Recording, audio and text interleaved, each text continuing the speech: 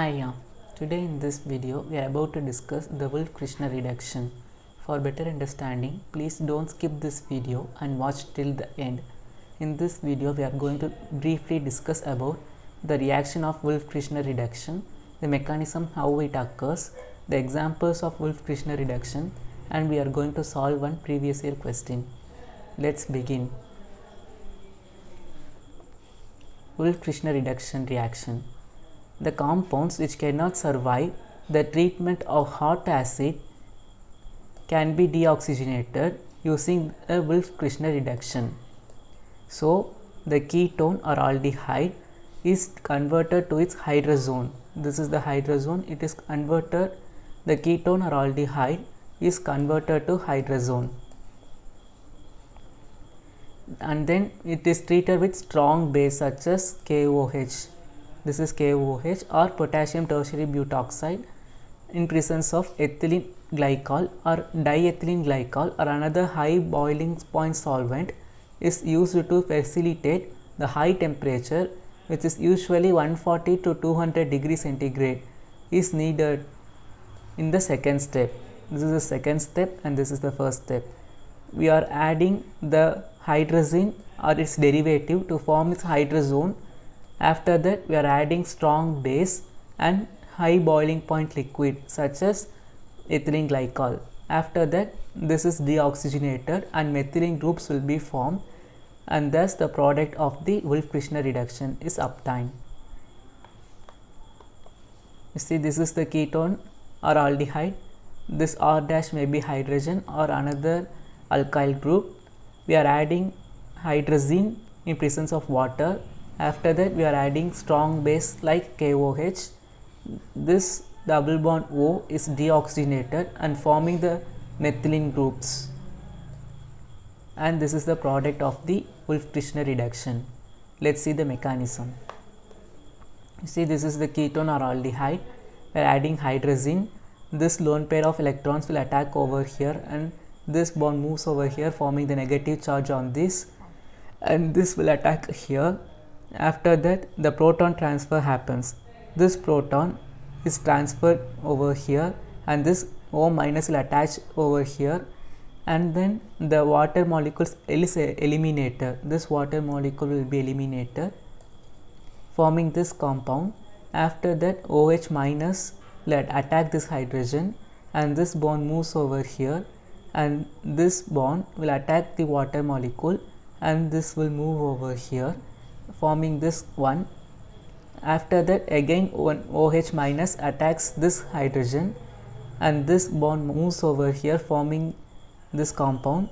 After that, this negative charge will move over here, forming the nitrogen triple bond, and this one will come over here, forming the negative charge. After that, water molecule is added.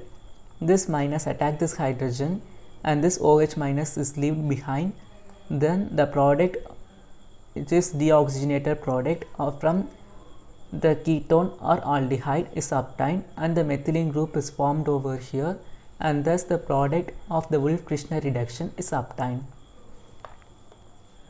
Under the Wolff-Kishner conditions, a primary amine can be converted to an alcohol. See, this is the primary amine. Here it is converted to alcohol using the hydrazine and strong base like KOH and high boiling point solvents, which is diethylene glycol, is added over here to form the 210 degrees centigrade.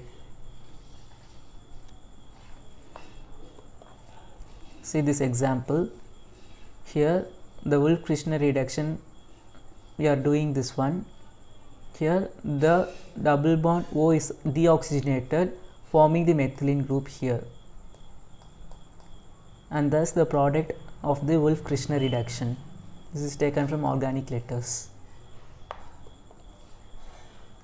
This is the catechol borane. This is the catechol borane for a mild and selective alternative to the Wolff-Kishner reduction. Whatever the Wolff-Kishner reaction happens, the catechol borane is also an alternative to it. It is a mild and selective alternative. You see, this is the ketone. We are adding tosyl hydrazine, forming this compound. After that, the catechol borane is added over here and the methylene group is formed, and the reactant, the oxygen molecule is there. In the product, it is deoxygenated, forming the methylene group. Enone systems can undergo rearrangement. This is a ene and this is one, will undergo rearrangement like this. This bond will shift over here and this will shift over here, forming the negative charge. Like that, it will undergo rearrangement. You see this question, which is taken from CSIR net paper. This is starting material. Hydrazine derivative is added here. And this is a strong base, and diglyme, which is a high boiling point solvent, is added here. From this we can find that it is a Wolff-Kishner reduction. Wolff-Kishner reduction. First step, this will attack over here in presence of oxygen. You see the option 2 only has this one, option 2 and 3 has this one. Double bond N, in presence of O, the nitrogen will come over here. After that, NH is there, you see here. After that, only double bond O is present. Only option 2, 3 has this one, and the next step, the oxygen is deoxygenated, forming the methylene group. Here the methylene group will be formed. Here it is not formed, it is cyclized, so it will not be the answer. Option 2 is the correct answer. So this is the example of Wolff-Kishner reduction. The first step, it is added over here and then the methylene group is formed. That's the Wolff-Kishner reduction. Thank you for watching this video. Stay home and stay safe. Like this video, share it to your friends and family, and don't forget to subscribe this channel. Have a good day.